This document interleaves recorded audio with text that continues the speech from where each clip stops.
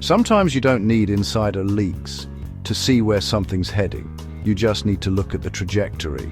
And right now, the trajectory feels less like forward momentum and more like course correction under pressure. Partnerships wobbling, creative disagreements bubbling up, and the BBC clearly trying to keep the lights on while figuring out what the show actually is anymore.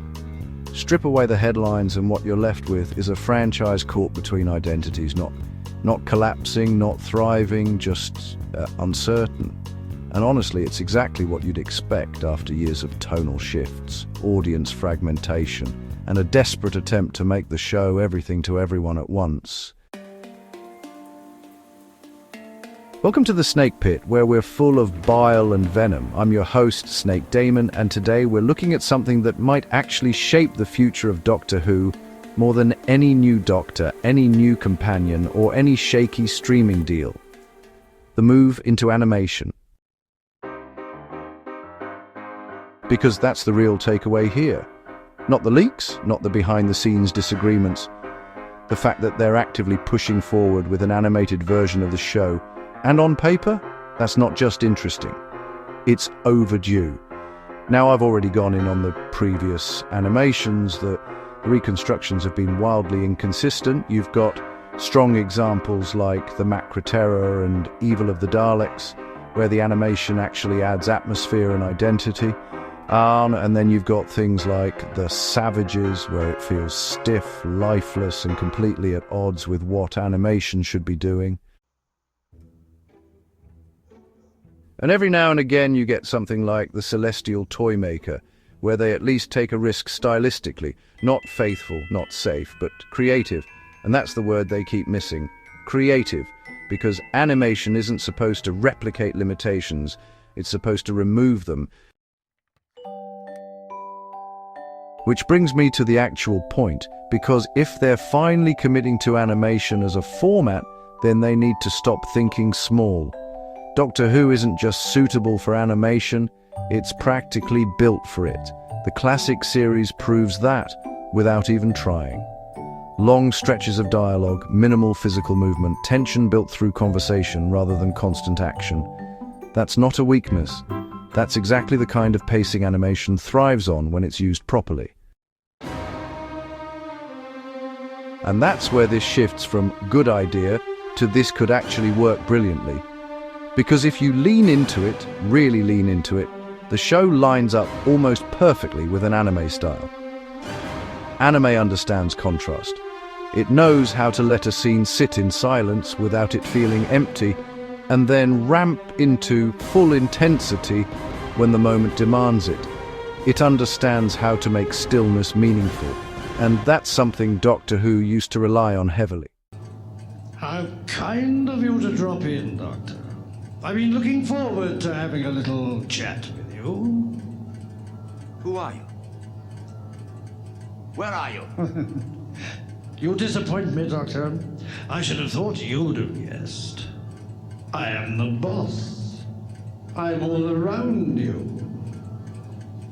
Exactly. I am the computer.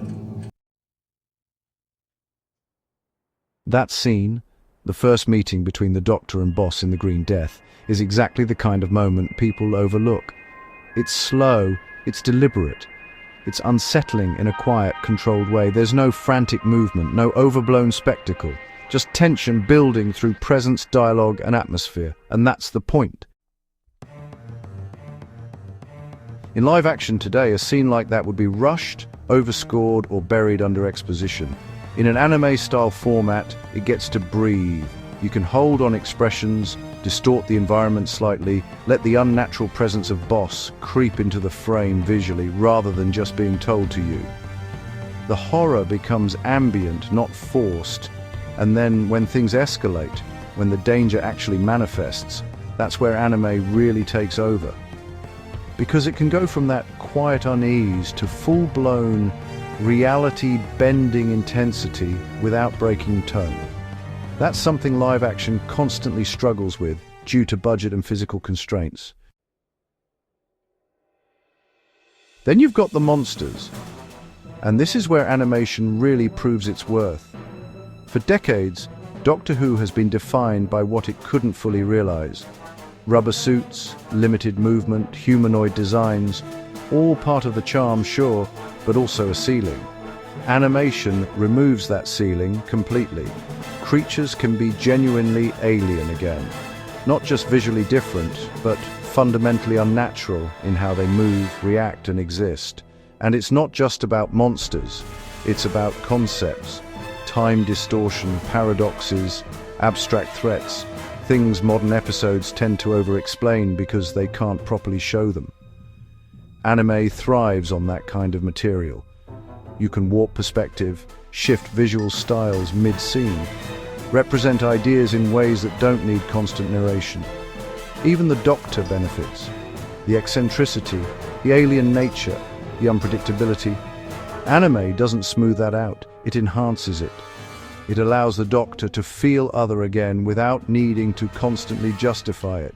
So, when you actually break it down, this isn't just a stylistic choice. It's a perfect structural match, which makes the real issue painfully obvious. If they play this safe, if this ends up as a watered-down, overly simplistic version designed just to hook kids, then it's wasted potential all over again. Another half measure, but if they actually understand what they've got here.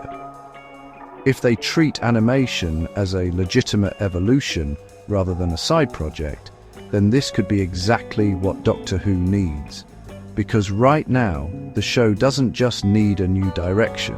It needs a new language, and animation, done properly, might finally give it one. Thanks for dropping by the Snake Pit, where we thrive on untapped potential and lost opportunities. Don't forget to subscribe and hit that bell, like the video, and leave your opinions in the comments, where naturally I won't read them. Until next time, stay venomous.